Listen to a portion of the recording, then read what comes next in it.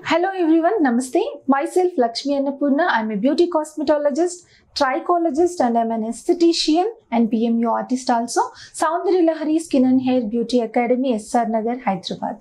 So ఈ రోజు programme లో నేను అన్వాంటెడ్ హెయిర్ గురించి చెప్పబోతున్నాను.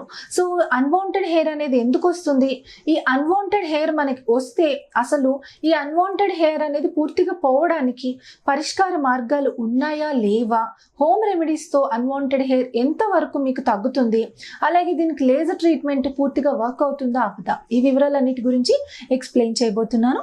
So first of all unwanted hair అంటే ఏంటి?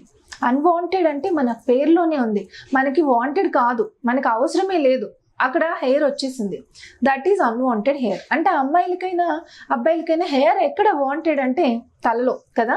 మనకి జుట్టు బాగుంటే బాగుంటుంది అనుకుంటాము, మనం హెయిర్లోనే ముఖ్యంగా అని అనుకుంటాం. అంటే ఐ మీన్ స్కాల్ప్ పైన హెయిర్ గురించి మనం మాట్లాడుకుంటున్నాము. సో మనకి స్కాల్ప్ పైన ఉండేటటువంటిది ఏదైతే ఉంటుందో ఆ హెయిర్ని ఇష్టపడతాము, ఇంకా బాడీలో ఎక్కడ హెయిర్ ఉన్నా పెద్దగా ఇష్టపడము. అయితే అమ్మాయిల విషయానికి వచ్చేప్పటికి ఫేస్ పైన, hands and legs, under arms ఇలాంటి చోట్ల హెయిర్ ఉండకుండా ఉంటే బాగుంటుంది, స్మూత్గా ఉంటే స్కిన్ చాలా అందంగా ఉంటుంది అని అనుకుంటూ ఉంటారు. సో కామన్ గా ప్రతి ఒక్కరికి చేతుల పైన, కాళ్ళ పైన, ఆ తర్వాత ముఖం పైన అన్ని చోట్ల కూడా వెంట్రుకలు అనేది సహజం. కొంతమందికి ఎక్కువ శాతంలో హెయిర్ ఉండడం మనం చూస్తూ ఉంటాం. అంటే ఫర్ ఎగ్జాంపుల్ అమ్మాయిలకి మూతి పైన వెంట్రుకలు అంటే మీసాల్లాగా ఉంటే అందంగా ఉండదు, అదే మీసాల అబ్బాయికి ఉంటే చక్కగా ఉంటుంది కదా. సో అంటే అమ్మాయిలలో అబ్బాయిల్లాగా మూతి పైన వెంట్రుకలు, గడ్డం పైన వెంట్రుకలు, బుగ్గల పైన అంతా కూడా వెంట్రుకలు బాగా వస్తుంటే ఇది మేజర్ ఇష్యూ కింద మనం ఫీల్ అవుతూ ఉంటాం. సో దీనినే హిర్సుటిజం అని అంటూ ఉంటారు. అంటే ఇది ఎందుకు వస్తుంది అని అంటే మేల్లో ఉండవలసిన లక్షణాలు ఎక్కువ హెయిర్ ఫేస్ పైన ఉండడం అనేటటువంటిది అది ఫీమేల్లో వస్తుంది. అంటే మేల్ లక్షణాలు ఫీమేల్కి రావటం ఎందుకు జరుగుతుంది? That is hormonal imbalance. అంటే హార్మోన్స్లో ఇంబ్యాలెన్స్ వల్ల ఈ సమస్య అనేది రావటం జరుగుతూ ఉంటుందన్నమాట. సో ఈ హార్మోనల్ ఇంబ్యాలెన్స్ ఏంటి? పీసీఓడి కావచ్చు, థైరాయిడ్ కావచ్చు, అండ్ అదర్ ఫీమేల్లో మేల్ హార్మోన్ యొక్క ప్రభావం ఎక్కువగా అయిపోవటం. అంటే మేల్లో కూడా ఫీమేల్ హార్మోన్ ఉంటుంది, మేల్ హార్మోన్ ఉంటుంది. అయితే మేల్లో మేల్ హార్మోన్ ఎక్కువ, ఫీమేల్ హార్మోన్ తక్కువ ఉంటుంది. ఫీమేల్ విషయానికి వస్తే ఫీమేల్ హార్మోన్ ఎక్కువ ఉంటుంది, మేల్ హార్మోన్ కూడా వాళ్ళ శరీరంలో కొంత ఉంటుంది. కానీ ఇది డామినేషన్, మేల్ హార్మోన్ ఫీమేల్లో డామినేషన్ ఎక్కువ ఉన్నప్పుడు ఈ మేల్ లక్షణాలైనటువంటి గడ్డాలు, మీసాలు రావటం ఇలాంటివి జరగటం సహజంగా ఉంటుందన్నమాట. సో అయితే ఈ సమస్య వచ్చినప్పుడు అందరూ కూడా ఫస్ట్ చేసే పని ఏంటి అంటే దీనికోసం హోమ్ రెమెడీస్ యూజ్ చేసి ఏదో ఒక విధంగా ఈ వెంట్రుకల్ని తొలగించేసేయాలి అని అనుకుంటారు. అయితే ఈ అన్వాంటెడ్ హెయిర్ తొలగించడం కోసం పసుపు ఉపయోగించండి, లేకపోతే ఇంకొకటి ఏదో వాడండి, ఇంకొకటి ఏదో వాడండి అని చెప్పి చాలా మంది చెప్తూ ఉంటారు. సో పసుపు వాడడం వల్ల అన్వాంటెడ్ హెయిర్ ఏ మాత్రం తగ్గదు. బికాస్ చిన్నప్పుడు మనకి శరీరం పైన అనవసరంగా వెంట్రుకలు పెరగకుండా శరీరం చాలా నాజూకుగా, సున్నితంగా ఉండడం కోసము, బ్లడ్ సర్క్యులేషన్ ఇంప్రూవ్ అవ్వడం కోసము మనకి చంటి రోజుల్లోని, అంటే మనకి పాపాయిలుగా ఉన్నప్పుడు పుట్టినప్పటి నుంచి 10-11 రోజుల నుంచి మనకి శరీరం అంతా నలవడం జరుగుతుంది.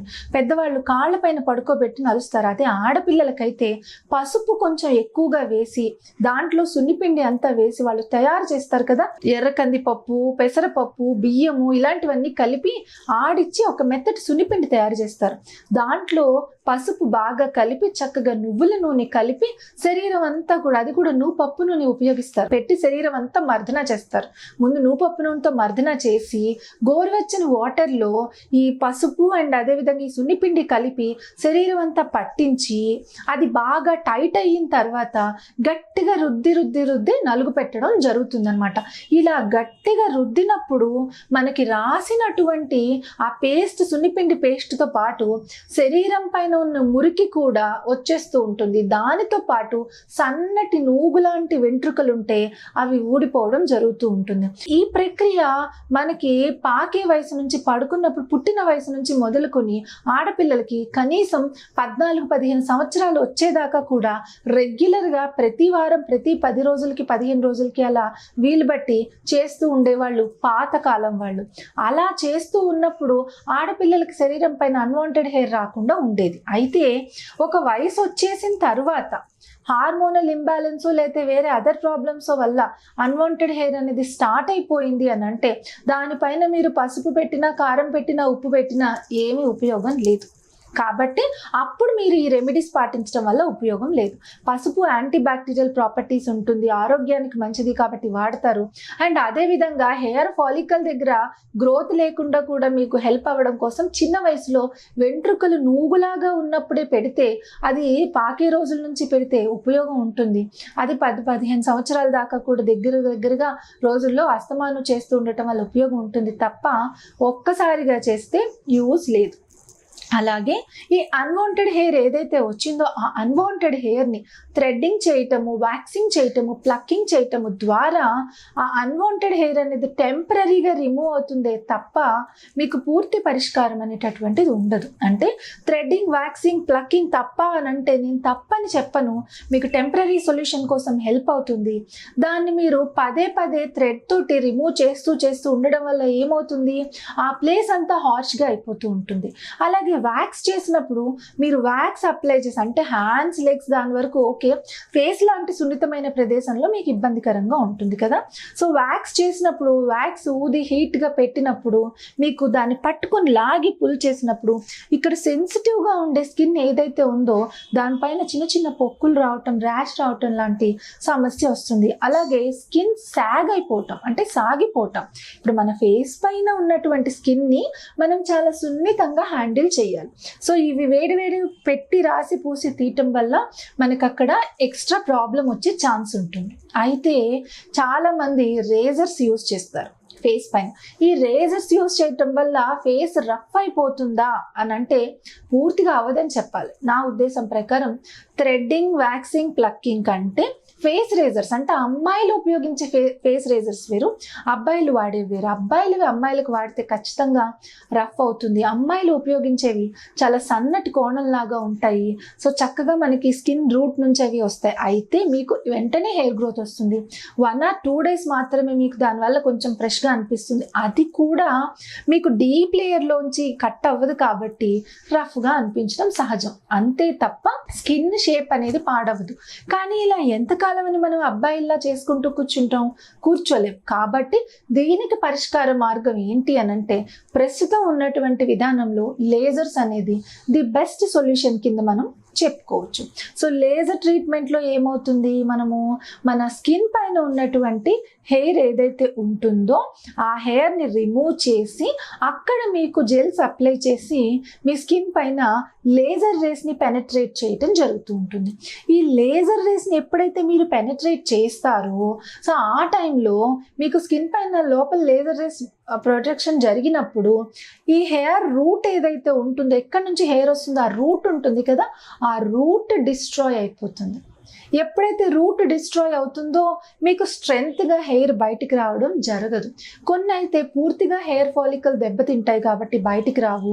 కొన్ని అయితే కొంత వీక్ అయినా మళ్ళీ కొంచెం ఫైన్ హెయిర్ అంటే థిక్గా హెయిర్ వచ్చే చోట కొంచెం ఫైన్ హెయిర్ రావటం జరుగుతూ ఉంటుంది. అలా రెండోసారి చేసినప్పుడు ఆ ఫైన్ హెయిర్ రూట్ కూడా బర్న్ అయిపోతుంది. అలా కొన్ని సెషన్స్ వైజ్ లేజర్ ట్రీట్మెంట్ చేయటం ద్వారా మీకు పర్మనెంట్గా ఈ అన్వాంటెడ్ హెయిర్ ప్రాబ్లం నుంచి చక్కటి పరిష్కార మార్గం దొరుకుతుంది. అయితే ఈ లేజర్స్ మంచివా కాదా, సైడ్ ఎఫెక్ట్స్ ఉంటాయా, పూర్తిగా హెయిర్ పోతాయా అని చాలా మందికి చాలా డౌట్స్ ఉంటాయి. సో ఖచ్చితంగా లేజర్స్ వల్ల మీకు సైడ్ ఎఫెక్ట్స్ ఉండవు.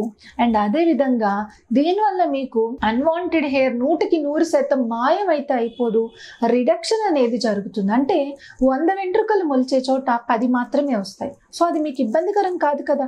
అది కూడా ఉండద్దు అని అనుకుంటే ఇయర్లీ వన్స్ మెయింటెనెన్స్ ప్రోగ్రామ్ తీసుకుంటే కంప్లీట్లీ మీకు సొల్యూషన్ అనేది దొరుకుతుంది. సో ఈ విధంగా లేజర్ ట్రీట్మెంట్ అనేది మీకు ఒక అల్టిమేట్ సొల్యూషన్ కింద చెప్పుకోవచ్చు. మిగిలిన రెమెడీ రెమెడీస్ అన్నీ మీకు పూర్తిగా అయితే పని చేయవు. అండ్ అదేవిధంగా ఈ లేజర్లో కూడా చాలా రకాలైనటువంటి లేజర్స్ ఉన్నాయి. దానివల్ల ప్రాపర్గా నాలెడ్జ్ లేని వాళ్ళు చేస్తే మటుకు స్కిన్ ఖచ్చితంగా డ్యామేజ్ అయి పాడవుతుంది. సో మీరు ఎవరి దగ్గరికైతే అన్వాంటెడ్ హెయిర్ కోసం వెళ్తున్నారో వాళ్ళు ఈ సబ్జెక్ట్లో ఎక్స్పర్ట్ అయ్యి వాళ్ళకి నాలెడ్జ్ ఉండే విధంగా మీరు చూస్ చేసుకుంటే మీ స్కిన్కి ఎటువంటి ప్రాబ్లం రాకుండా జాగ్రత్తగా కేర్ఫుల్గా మీ స్కిన్ని ట్రీట్ చేయడం జరుగుతుంది. సో మరి లేజర్స్ గురించి కొంత అయితే అవగాహన ఇచ్చాను. ఇది చాలా పెద్ద సబ్జెక్టు. తెలుసుకోవాలని అనుకుంటే రెగ్యులర్గా నా ప్రోగ్రామ్స్ మన ఛానల్లో వాచ్ చేస్తూ ఉండండి. మీకు మరింత ఇన్ఫర్మేషన్ అనేది వస్తుంది. Thank you.